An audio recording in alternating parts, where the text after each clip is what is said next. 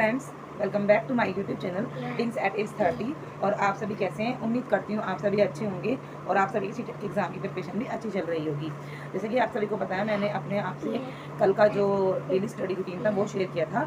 ऐसे ही मैं आज भी आपसे अपना डेली रूटीन शेयर करूँगी कि मैंने आज अपना क्या क्या तैयार कर लिया है। क्योंकि जब तक हम लोग अपना टारगेट कंप्लीट नहीं करेंगे ना, या अपना टारगेट नोट नहीं करेंगे, तब तक हमारा काम नहीं होगा और हम प्रॉपर अपनी स्टडी नहीं कर पाएंगे। अगर हम टारगेट सेट कर लेते कि आज हमें एक दिन में ये कंप्लीट करना है, तो फिर वो चीज़ हम कर पाएंगे। इसलिए किसी भी एग्जाम को क्लियर करने के लिए या किसी भी काम को कंप्लीट करने के लिए हमें एक स्ट्रैटेजी बनाना बहुत ज़रूरी है और साथ में एक टारगेट बनाना बहुत ज़रूरी है, ताकि हम उसको कंप्लीट कर पाएँ। और कभी किसी वजह से वो टारगेट कंप्लीट ना हो पाए या वो जो हमारे टॉपिक्स हैं वो रह जाएँ, वो छूट जाएँ, तो आप उनको नेक्स्ट डे कर लें और नेक्स्ट थोड़ा ज़्यादा टाइम देकर उन सेशन को अपने कंप्लीट कर सकें। चाहे वो कोई भी इशू की, जो लोग हाउस वाइफ होते हैं या वर्किंग वुमेन होती हैं, वो किसी वजह से टाइम नहीं दे पाती है, घर में कोई गेस्ट रहता है, छोटे बच्चे होते हैं, उनकी तबीयत खराब होती है, अपनी भी तबीयत सही नहीं होती, तो कोई भी एक वजह ऐसी वजह है जिनकी वजह से हमारी स्टडी प्रॉपर नहीं हो पाती, तो उन टॉपिक्स को आप नेक्स्ट डे अपना कंप्लीट कर सकती हैं। तो जैसे कि मैंने आप सभी को बताया था कि पहले मैं आपसे बात करती हूँ अपने आज के टारगेट के बारे में, जो कि मैंने बनाया था और मैंने इसको रात ही बनाकर रख दिया था कि मुझे आज क्या क्या करना है। तो जैसे कि आज मुझे करना था अपना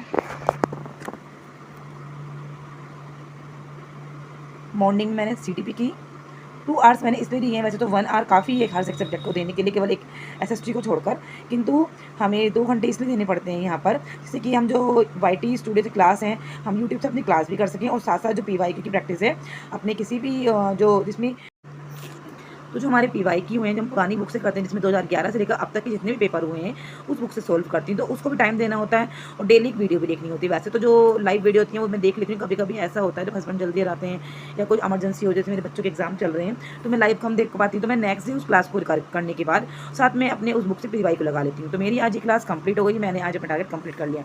नेक्स्ट टारगेट था मेरा हिंदी और इंग्लिश के पैराग्राफ की प्रैक्टिस। इसमें मेरे इंग्लिश के पैराग्राफ की प्रैक्टिस आज कॉम्प्रिहेंसिव रह गया है। हिंदी मैंने कंप्लीट कर ली, जो कि मैंने अपनी PYQ की जो पूरा ओल्ड बुक है, इसमें प्रीवियस ईयर क्वेश्चन पेपर है, मैंने उससे सॉल्व कर लिए हैं और साथ साथ मैं सचिन सर की क्लास से भी कर दी। सचिन सर ने कल मॉडरेट क्लास कराई थी, क्लास नंबर 1। मैं अपनी उसे वीडियो में आपको दिखाऊंगी कि किस तरह सर ने हमें उसे पढ़ाया और हमें एक टॉपिक समझाया। उससे हमारे सारे हिंदी के कॉन्सेप्ट क्लियर हो जाएंगे, साथ जो भी निगेटिव पॉइंट्स हैं या पॉजिटिव टैग वर्ड्स हैं हमें उनको अच्छे से समझाएं। तो मेरा ये भी टारगेट कंप्लीट हो गया, बट ओनली हिंदी का हो पाया है आज मेरा। आज इसका इंग्लिश का नहीं हो पाया, तो इंग्लिश का आई होप मैं कर लूँ। और नेक्स्ट है मेरा शाम में और रात को SST का। तो SST में अपने नोट्स बनाती हूँ एंड उनका रिवीजन, साथ में YT क्लासेस देखती हूँ, जो कि मेरी कंटेंट विद पैडागोजी होती है। सर हमें हफ्ते में 1 या 2 दिन पैडागोजी कराते हैं, बाकी सर की क्लास टीचर्स अड्डा पर सनी सर हैं, उनकी क्लास 6 बजे होती है, तो उनकी क्लास से मैं अपनी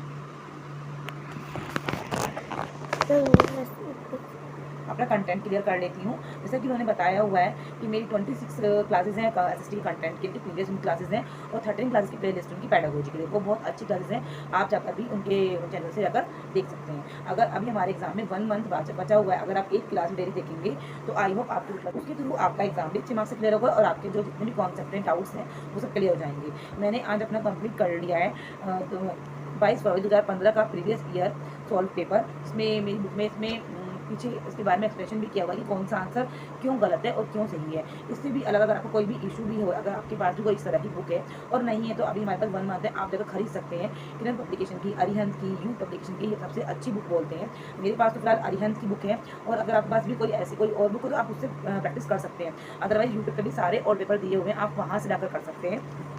तो मैंने यहाँ से अपना बाल विकास के यानी CTP के हिंदी आज मैंने SST भी इसी बुक से सॉल्व कर ली, तो मैंने ही कंप्लीट कर लिया है। एक पेपर डेली में लगाएंगे तो आपके पेपर ही सॉल्व हो जाएंगे, कितने पुराने पेपर्स हैं। अब मैं कर रही हूँ अपने SST के नोट्स, क्योंकि रात को SST के बच्चों के एग्जाम चल रहे हैं, मेरे अब टाइम है, मैं अब बना लेती हूँ अपने SST के नोट्स। ये है मेरे पेपर 1 EVS के नोट्स।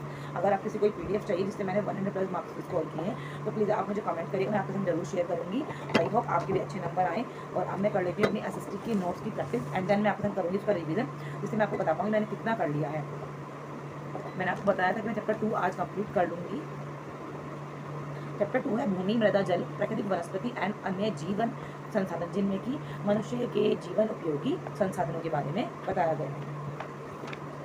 मैं पहले, मेरे पास ये NCERT की बुक्स हैं, मैं इनमें पहले अपने जो नोट्स जितने भी आए एक बार इन्हें पढ़ लेती हूँ मोटा मोटा, और इनमें अंडरलाइन कर लेती हूँ, फिर मैं उसको नोट्स में नोट डाउन कर लेती हूँ। नोट डाउन करने से क्या होता है, नोट्स में हमारे एग्जाम टाइम में अच्छे से लर्निंग हो जाएगा, कॉन्सेप्ट क्लियर हो जाएंगे।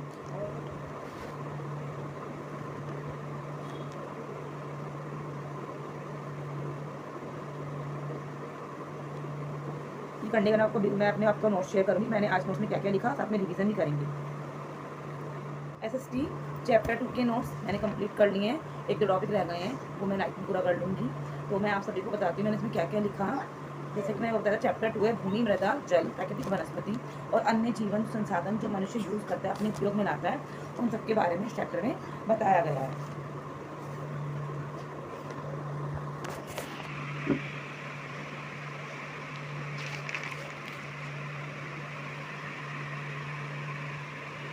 ये मैं सब टॉपिक्स हैं नोट कर लें, जिससे कि हाईलाइट रहें और जो मेन पॉइंट्स हैं मृदा को प्रभावित करने वाले कारक, उनको हम इजीली लर्न कर सकें। बाकी सभी रहे नोट्स। ये जो कुछ पॉइंट्स छूट जाते हैं मैं उनके लिए पेज लेफ्ट कर देती हूँ, जिससे कि अगर कुछ लिखना हो तो हम वहाँ उसको नोट कर सकें। चलिए कर लेते हैं रिवीजन SST का। विश्व की 90% जनसंख्या भूमि क्षेत्र की 30% भाग पर ही रहती है। आप सभी को पता है कि जो विश्व की 90% जनसंख्या है वो भूमि क्षेत्र की केवल 30% पर रहती है। जो शेष हमारा 70% पार्ट्स है उस पर केवल पानी है और विरल जनसंख्या यानी कि वह निर्जन है, उसमें नहीं आती। और भूमि को खिसकने से बचाने के लिए प्रतिधारी दीवार का निर्माण किया जाता है। भूस्खलन को रोकने का सबसे प्रभावी तरीका वनस्पति आवरण में वृद्धि करना है। केवल 1 सेंटीमीटर मृदा को बनने में सैकड़ों वर्ष लग जाते हैं। इसलिए बोलते हैं कि जितनी भी नेचुरल चीज़ें हैं हमें उनको नष्ट नहीं करना चाहिए, बल्कि हमें उनका, ये आ गया मेरा बेटा डिस्टर्ब करने के लिए, केवल 1 सेंटीमीटर मृदा को बनने में काफ़ी समय लगता है। तो आप 84 में 1.25 लाख जनसंख्या वाली अमरेली शहर पास में उपलब्ध से पानी खरीदने के लिए पूर्णतः उन पर निर्भर थी। साथ में औसतन 2 घंटों की वर्षा का एक दौर 8,000 लीटर जल बचाने के लिए काफ़ी है। और रिसाव क्या है? रिसाव और वाष्पीकरण से होने वाली जल क्षति को ही रोकने के इन चीज़ों का यूज़ किया जाता है। स्प्रिंगलोरों से सिंचाई करना अधिक प्रभावी होता है। वाष्पीकरण की अधिकतर शुष्क प्रदेशों में सिंचाई की ड्रिप अथवा टपकन विधि बहुत उपयोगी होती है। भारत के पूर्वी और उत्तर पूर्वी आदि प्रदेशों में बांस प्रचुर मात्रा में पैदा किया जाता है। जैवमंडल क्या है? प्राकृतिक वनस्पति और वन्य जीव केवल स्थलमंडल, जलमंडल और वायुमंडल के बीच जुड़े एक सक्रिय क्षेत्र में ही पाए जाते हैं, जिसे हम जैवमंडल कहते हैं। प्राकृतिक जैसे जैसे आर्द्रता कम होती है वैसे वैसे वृक्षों का आकार और उनकी घनता कम हो जाती है। सदाहरित वन उन्हें कहते हैं जिन वनों के वृक्ष वर्षा की किसी भी ऋतु में अपने पत्ते एक साथ नहीं गिराते हैं। और यही था मेरा आज का रिवीजन। और जो बाकी के इसके नोट्स बचे हैं मैं करती हूँ कल आपसे शेयर उनके। अगर आपको मेरी वीडियो अच्छी लगी तो प्लीज़ लाइक शेयर सब्सक्राइब करना ना भूलें और मेरी फैमिली का हिस्सा बनिए, मुझे सपोर्ट करिए प्लीज़। और मिलते हैं नेक्स्ट व्लॉग में, तब तक के लिए बाय बाय, राधे राधे।